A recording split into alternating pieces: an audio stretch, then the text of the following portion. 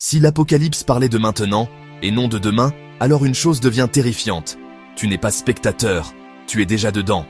Pas dans un futur lointain, pas dans une prophétie abstraite, mais dans une réalité invisible qui façonne chaque pensée, chaque décision, chaque silence que tu acceptes sans protester.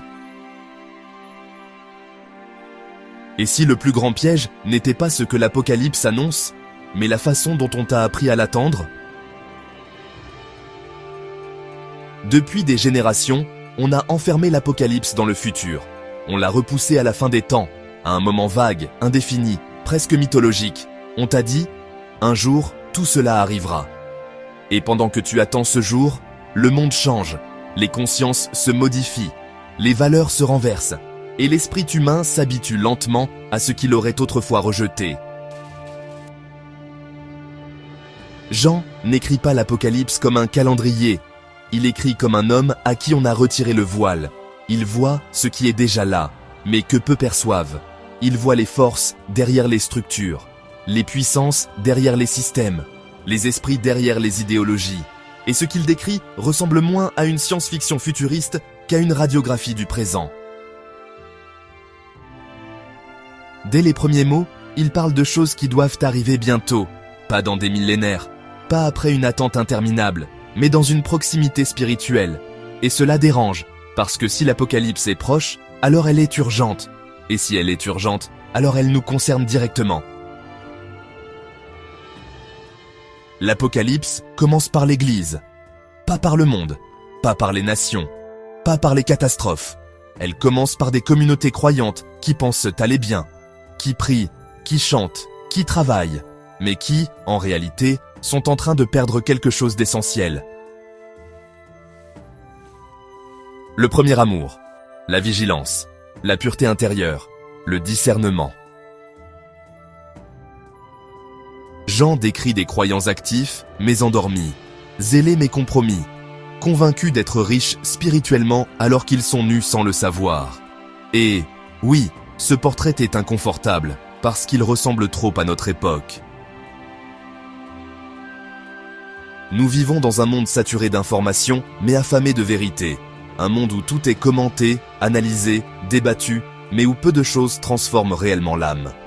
L'Apocalypse parle précisément de cela. Un temps où l'homme saura beaucoup de choses, mais comprendra peu ce qui est essentiel. Les bêtes décrites par Jean ne sont pas seulement des créatures monstrueuses. Elles représentent des systèmes, des puissances qui demandent allégeance, des structures qui façonnent la pensée collective, des mécanismes qui exigent conformité. La bête n'impose pas toujours par la violence. Elle séduit. Elle promet la sécurité. Elle promet l'ordre. Elle promet la paix. Mais, au prix d'un abandon progressif de la vérité intérieure. Au prix d'un alignement silencieux, d'un compromis discret, d'un renoncement presque imperceptible. C'est ainsi que fonctionne le monde invisible, rarement par le choc brutal, souvent par l'habitude. Jean parle d'un monde où les hommes perdent leur capacité à s'indigner, où le mal devient normal, où la vérité devient extrême, où la fidélité devient radicale. Et tu vois, ce renversement ne se fait pas en un jour. Il se fait lentement, doucement, presque gentiment. L'Apocalypse décrit aussi une marque, et pendant longtemps, on l'a réduite à un symbole futuriste. Mais Jean parle d'une marque sur le front et sur la main. Le front, c'est la pensée. La main, c'est l'action. Une allégeance intérieure qui se manifeste extérieurement. La vraie question n'est donc pas seulement « que porteront les hommes ?», mais « à quoi soumettront-ils leur esprit ?» Aujourd'hui, les consciences sont modelées, les pensées sont orientées, les valeurs sont reprogrammées. Et, beaucoup appellent cela le progrès. Jean appellerait cela une séduction. Car la séduction est toujours plus dangereuse que la persécution. La persécution réveille, la séduction endort. L'Apocalypse parle d'un sommeil spirituel profond, d'un moment où les hommes pensent être libres alors qu'ils sont liés, où ils pensent choisir alors qu'ils réagissent, où ils pensent voir clair alors que leurs yeux se sont habitués à l'obscurité. Et pourtant, au milieu de cette vision sombre, il y a une constante. Le trône n'est jamais vide, le chaos n'est jamais total, l'agneau n'est jamais absent. Même quand tout semble hors de contrôle, Jean voit un ordre supérieur, une souveraineté intacte. Cela signifie quelque chose de fondamental. Ce que nous vivons n'est pas une surprise pour Dieu. Ce n'est pas un accident de l'histoire, c'est une étape d'un dévoilement. Les sceaux qui s'ouvrent ne sont pas seulement des catastrophes physiques, ce sont des révélations successives, des moments où ce qui était caché devient visible, où les conséquences apparaissent, où les illusions tombent. Chaque sceau révèle une facette de l'humanité sans Dieu, sa soif de pouvoir, sa peur, sa violence, son orgueil, son désespoir. Et ce que Jean montre, c'est que l'homme récolte toujours ce qu'il a semé. L'Apocalypse ne décrit pas un Dieu cruel, elle décrit un Dieu patient, un Dieu qui avertit, qui appelle, qui attend, mais qui respecte le choix humain jusqu'au bout. Car le message central de l'Apocalypse est un appel à la fidélité, pas une fidélité spectaculaire, pas héroïque, mais une fidélité quotidienne, dans les pensées, dans les choix, dans ce que l'on accepte ou refuse intérieurement. Ceux que Jean appelle les vainqueurs ne sont pas ceux qui dominent le monde. Ce sont ceux qui ne se laissent pas transformer par lui. Ceux qui refusent de vendre leur conscience.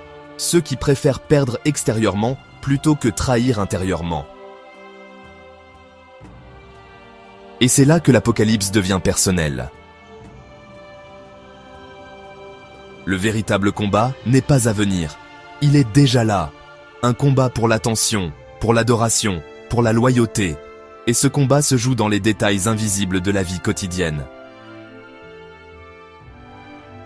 Ce que tu tolères, ce que tu justifies, ce que tu excuses, ce que tu appelles normal. Jean voit aussi une foule innombrable, des hommes et des femmes qui ont traversé la tribulation, pas parce qu'ils étaient parfaits, mais parce qu'ils ont tenu ferme, parce qu'ils ont refusé de se prosterner devant le mensonge, même quand cela coûtait. Et cette vision est une promesse. La fidélité n'est jamais vaine, même si elle semble invisible, même si elle n'est pas applaudie, même si elle est moquée.